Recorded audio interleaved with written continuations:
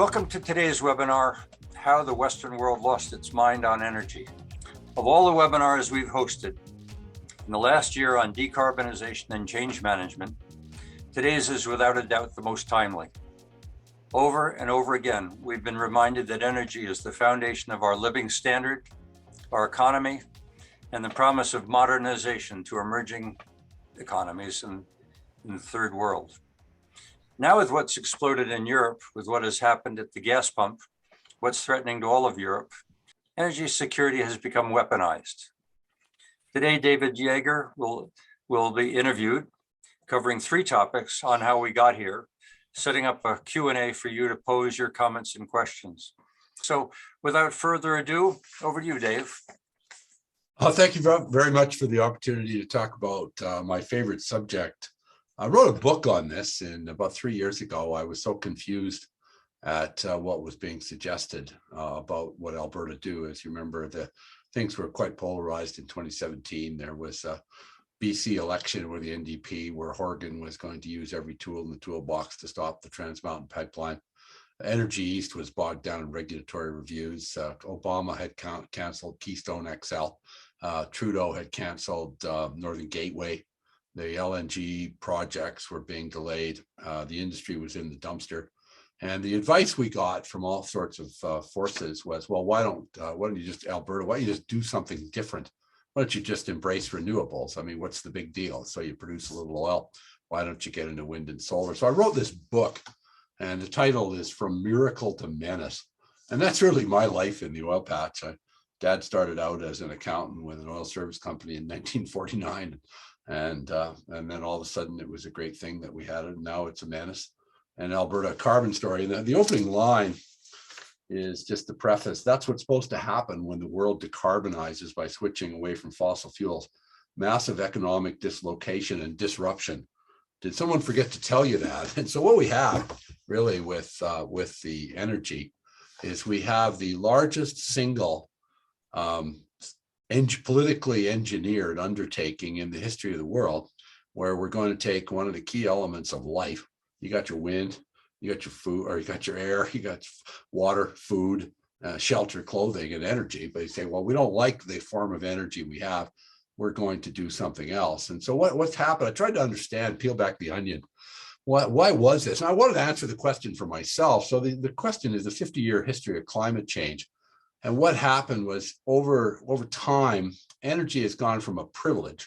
If you turn back the clock to when my great-grandparents were sodbusters with their quarter section of land from the railroad in the late 1890s in southern Manitoba, to a right, like it was taken for granted. It was taken for granted. So how did it happen? Well, it actually started 50 years ago. And one of the pivotal events that really affects things today that is largely unrecognized is the 1972 United Nations Environment Conference in Stockholm, at which the ever-industrial Maurice Strong managed to get non-government organizations legitimized as participants at a conference that prior thereto was only attended by political bodies, governments. And so what happened was back then the Sierra Club was created in the late 1800s to protect national parks from mountain climbing. The Greenpeace, their big crusade was nuclear testing in the Aleutian Islands and Wales. It goes on. The Pembina Institute was created in 1982, basically because they were tried to be asphyxiated by sour gas in the Lodgepole blowout. And if you go look at the whole end goes, if you look at what's World Economic Forum, it's an ENGO. It's another government organization. What is the IPCC, the Intergovernmental Panel on Climate Change? So what's happened, started in 1972, that these non-government organizations that have tremendous influence, they're machines, they're an industry on themselves, have become major players. And they're almost all singularly focused on climate or some derivative thereof. And so again, the question I had to ask myself, I grew up during the Cuban Missile Crisis when I was a kid. I'm 68. When I was a kid in grade school, we used to see the black and white movies, how if Calgary was always a target for the nukes, right? Because we're an oil center. So that if we saw the movie, that if we hid under the desk, that we could stave off thermonuclear incineration by a couple of seconds. I'd go home and say, are we going to put a bomb shelter in the basement, Mom and Dad? We had an air raid siren in the new neighborhood in Southwood. They turned that on, blew every window out in the 2-block radius. And then this was a problem. And my parents, of course, the grand ancestors or the descendants of sodbusters had grown up in the Depression and the Second World War. So these were the problems I was raised on. I was raised on real poverty. I was raised on global conflict. I was raised on thermonuclear annihilation, the Vietnam War, and then all of a sudden there was climate change. Holy cow! So it started in '72. Environment became a concern. I think one of the first major event was probably the book Silent Spring in 1962, when DDT was as a chemical was labeled. Now DDT was actually the guy that invented DDT actually got the Nobel Prize after he saved so many lives from malaria in the Second World War. The population bomb in 1968, Robert Ehrlich's contribution to the world. There were too many people. He's the one that wanted to put sterility chemicals in the drinking water in the United States without telling anybody to control the population. Club of Rome, 1972, the OPEC oil prices. And we were going to run out of everything. But the next most pivotal event to me was 1988. Now, at that time, I was the editor of an oil magazine and liked to read a lot. And that was when the United States Senate had hearings in New York City on global warming. And James Hansen from NASA showed up and made the first front page news predictions on global warming and the ensuing catastrophe. Now, at that time, I was a young oil writer, and I went over to the Canadian Petroleum Association to see Ian Smythe at that time, the chairman. Of course, I said, "What's this? What do you make of this global warming thing? They think that oil is toxic." And of course, that time oil prices had collapsed. The economy was in the dumpsters. What we're hearing today was at that time, people knew, and we should have cut the supply of gasoline and diesel fuel or started rationing it then. But of course, what would happen if you'd done that? Well, the average person said, well, we can't sell you jet fuel, gasoline, or diesel fuel anymore because we think it could be a problem. So we say this with the gift of 2020 hindsight, woulda, coulda, shoulda, but people have to think back to what would really happen. The next pivotal event, and this was a real needle mover in my view, because my wife was the principal at a school, and that was Al Gore's movie, An Inconvenient Truth. Now, when I wrote the book, I refreshed my memory that he received both a Nobel Prize and an Oscar for that book. As you know, you may or may not know, the snows at Kilimanjaro are still there, although he predicted otherwise. But what really happened was my wife was a school principal at junior high. And what she found was her teacher sticking an inconvenient truth into the DVD player in the classroom and calling it a lesson plan. And so if you were in grade 1 in 2006, you're of voting age today. So what started out, and he was a hero for this.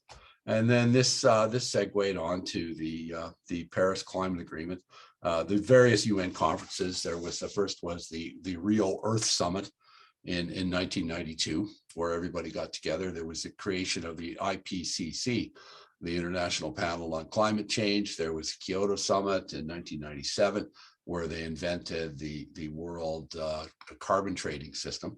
And so it took a long time for these various forces, these continuous conferences to come along and end up impacting human thought and human behavior. The other major twist in this, before we'll get into a little bit more of this, is the internet. I was a writer starting in 1979 when we bought an oil magazine. And I was in the pre-internet writing era where I wrote op-ed for the various newspapers and televisions. I was on the CBC political panel. And what happened then was pre-internet was if you were interviewed, say for Maclean's magazine, and some of you probably have this, they had something called a fact checker. And the fact checker was able, when you were quoted in an article, you'd get a call from somebody. I see Eric Newell here. Mr. Newell, because you would have been interviewed a million times. Mr. Newell, this is Joe Blow with Maclean's. You were quoted as saying that oil is okay. Is this what you said? And on and on, you check it. And the facts were a badge of honor, but the impact the internet had was twofold. Was one, it eviscerated the ad revenue of the local papers. And the old school media, that looking at the age of the people on the screen that we all grew up on, where they were fact based, and the truth was a badge of honor, has been eroded. What's really happened to the media, it's not that journalists don't care. It's not that they try to print baloney. It is just that as the advertising revenue has disappeared, so has their editorial staff, so has their research staff. And the internet also caused a whole bunch of alternate media sources.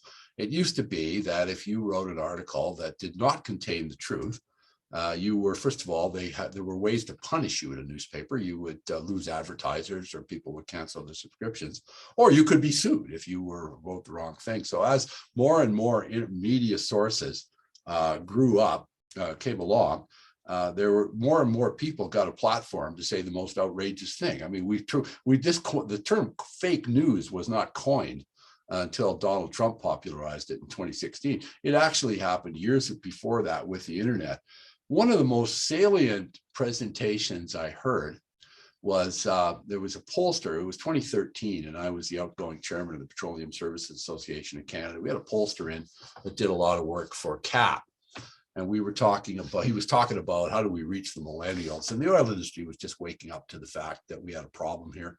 It was 2012 where the public hearings for the Northern Gateway pipeline, where thanks to the internet, I wanted to say this first, thanks to the internet, the non-government organizations in the United States using the internet managed to get 4,000 interveners from all over the world with a form letter raining down on the hearings for the Northern Gateway pipeline. And all hell broke loose. And then Harper tried to control the process, and then he was fighting democracy. But I just wanted to point out that torpedoing the hearings for the Line 9 reversal, which was prior to the year, this was the pipeline that Trudeau ordered built from Sarnia to Montreal, when they tried to was switched from east to west as soon as the price went down. When Suncor tried to change it back from west to east, there was a great huge cry. Now it's 2012. So the oil guys are going, what, beam me up, Scotty. What happened? How did I get into this mess? So this pollster held up his smartphone, and he said, everybody in the oil industry and all this, how do I reach those millennials? Those kids nowadays, they don't read everything. The fact is they read everything. That's the problem. We've all got kids and grandkids. Give me the goddamn thing. You should have a meter on this so they're not reading it all the time. What has happened with all the things I just said, the combination of the foregoing, all the non-government organizations have turned climate change into an industry. They have the algorithms in the phone feed. They're all streamed, right? They find out what you like and feed you more. So what he said, you've got a generation of kids that not only have they seen Al Gore's movie, but they grow up only reading what they want to read. When we all grew up, when the paper showed up on the Monday, we got the Albertan at my house, and a little kid, and you got a little bit of everything in the old stream newspaper because they didn't know what people wanted, right? So you'd get a little bit of sports, you get a little bit of news, you get some world affairs, you got some politics, and whether you wanted it or not, if you had any interest in what was going on in the world, you got force-fed a little bit. And now, particularly in the last 15 years, you just see what you want. You can live your entire life on Kim Kardashian baseball scores and whatever the hell the software on your machine tells you. And so this has changed the narrative incredibly in the information we get and how we get the narrative. So all of these factors, and then the last factor, of course, is good old-fashioned fear. Fear sells. Fear is a moneymaker. It is really amazing what happens to people's thinking when the subject at hand is your own mortality. And this started out with Malthus in the 1700s. He feared that the world was going to run out of food. And then it goes back to the ones I mentioned, Silent Spring, the population bomb.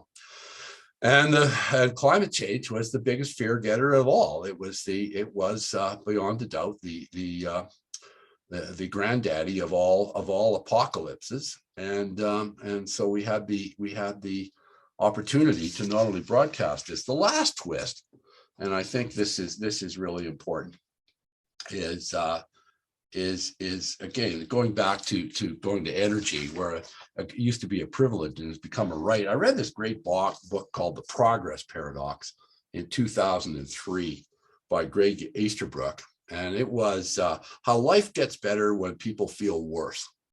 And what he wanted to know was the world was a better place by any metric, and it still is. The child birth rates were declining. The number of people going on was up. The income was up. The number of people education were going down. As countries modernized, the birth rates declined. Population stabilized. People were living longer by every measure.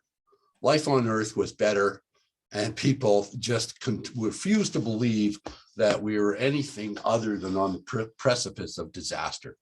And so the conclusion he came to, and of course I got the little dog ears from the quotes because I went back and read the book, was what happened is that material needs had been replaced by spiritual needs. That we got so wealthy in Western society, we're able to switch from what do I need to how do I feel? And happiness became a commodity. And this is what happened to energy. Is this what happened to climate? Climate became an issue. And I'm not going to say for a moment that spewing goop into the atmosphere is not a problem. I'm not going to suggest that runaway emissions are not affecting the weather. I'm not questioning the science of the IPCC. But what I am questioning is that what we have done is we've taken energy for granted at our peril. And we have made some egregious mistakes. I think you've done an extraordinary job bringing us to today, whether or not we all feel we're in some spiritual world or whether or not the issues of today are more social than they are economic, at least up until last week. I did find your comments about privilege versus right, depending upon where I am in the world, and also depending your point of whether or not we've moved from an economic phase into an appreciation, we're now a spiritual or a social. I'm not sure that prevails across the earth. The third world may be looking at energy in a very different way than we do in Canada, for example. Well, that actually is the segue into the next section on politics, actually, because in the sense that we only the phenomena of fear, of having the time to be scared, of have the time to worry about, and this is really going back, this is the 50-year history of having the opportunity to worry about what the level of the ocean may or may not be in 2100, as opposed to how I'm going to get food on the table tomorrow morning. That is purely an OECD Western world phenomena. Okay, so I'm going to ask Bob Mitchell. I know Bob's got a question. David, I'm wondering, it seems to me that with COVID, one of the results of COVID is we're shortening supply lines. And one of the results of the Ukraine, I think, is the realization that you should never, for strategic purposes, you should never outsource the things that your economy runs on. If you can avoid it, don't do it. Yeah. So I'm wondering how we get Canada to realize that barring these pipelines going across the country to make us self-sufficient, we've made a mistake that's about similar to deciding we're going to have an artificial heart and pump oil into our system on an ongoing basis and think that's a good idea when it's coming from an unstable place like Russia. Oh, your heart went. I was just thinking your heart pump might be in the garage, and hope the line doesn't freeze. There's the problem is Canada as a country is a work in progress. And part of the work in the stuff I'm not really going into today, Alberta, a carbon story, part of the history of Alberta, the first time that Western oil producers went to Ottawa and tried to sell oil to Montreal was 1957. And that was what had happened in 1954. And I was 1 year old, was the United States had become quite protectionist on its oil industry because there's a flood of new supplies from places like Venezuela. So the Western producers, I believe Dome Petroleum was at the head of this, and Home Oil, they were not integrated in the sense the big guys like Imperial had refineries in Montreal and production in Venezuela. They went to the federal government in 1957 and tried to, the Borden Commission was in session, and tried to convince Ottawa to buy the federal government to turn this into a country, to build another ribbon of communication like the ones like the railroad did. And they were rebuffed. It was going to cost more. And there's some question as to whether the refiners cared. So we ended up with a north-south oil trade. The only time that the country has behaved as you asked, Bob, was in the 1970s. That's when all of a sudden security of supply became an issue with OPEC and the National Energy Program. And then at that time, that's when they worried about where the oil was coming from, who owned it. And there were steps made in that direction. That is when Justin Pierre Trudeau ordered the pipeline from Sarnia to Montreal. We probably wouldn't have one then. That's when that pipeline was built. So what we have is we have the answer to your question. Tragically, is what do we have to do? Is unfortunately we've got to restructure the country. I mean, the thing is built wrong in the sense if you look at the Constitution and the Senate. They drive the bus, and common sense only works at times like this. I wish I had a better answer, but when you're in an area when energy goes from a privilege to a right, people don't care as long as they hit the switch on the wall and the darn lights go on. What problem? What problem? You know, and they don't care. And it's really a tragedy that the prices have to do what they do. And we have to have events like we have where people start saying, well, wait a second, instead of saying, why doesn't my energy come from solar panels? They maybe pause and say, I'm just happy that I hit the switch and there's energy there at all. Okay, so I'm going to get into another question. That was excellent. Anthony Benson? So my question is, how do we tap into the digitization to increase our global supply of oil and gas? The first thing I want to say is I would say the industry was in denial for the longest time. Engineers are not really good at understanding what people are thinking. If you're at the boardroom of an oil company and sales are going up, and this is the most bizarre industry possibly in the world, where the customers hate you and they punish you by buying more of your product. And so you're sitting there at the board level and the cash is rolling in. And they're fueling up with refined oil sands to get to the pipeline protest. And you go, what me worry? But there have been attempts, I think in the last couple of years, there are some sub works that are using just the tools you mentioned, Anthony, that have gone in and they're doing it. Actually, there's an outfit called Modern Miracle Network with the ever energetic Michael Binion. There's another outfit called Resource Works out of the West Coast with Stuart Muir. And what these people are doing is they're decentralizing their media to hundreds of little pro-industry voices that are building their own little networks.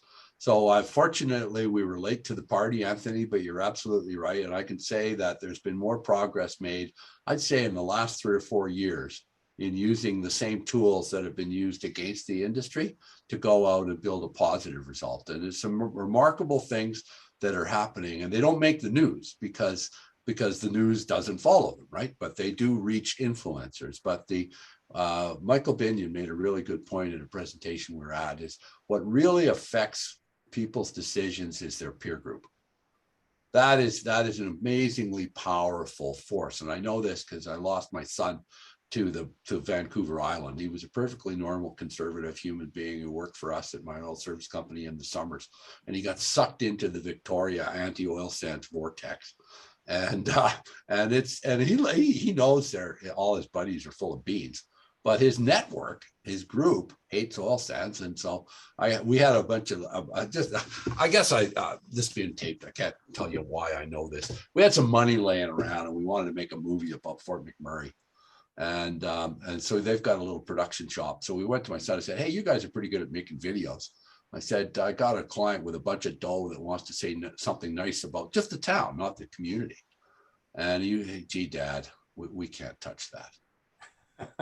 Okay. So we're winning, Anthony. We're on it. It's better than it's ever been, but it's a correction in a great big mother of a super tanker, let me tell you. David, I was fascinated by your story of the 4,000 form letters and how they totally disrupted the hearing. What puzzles me is why those who ran the hearing reacted to that and didn't simply dismiss it as something that comes from Looney Tunes land and moved on. They did actually. The Harper government, Joe Oliver was the Minister of Energy, and they actually changed the rules. And they actually changed the NEB hearing rules on the fly. But the National Energy Board was really never set up to deal with this. The NEB was a body, an august body that dealt with economic issues and the setback of a pipeline from a school. Was it deep enough under the river? And was the project of a net economic benefit?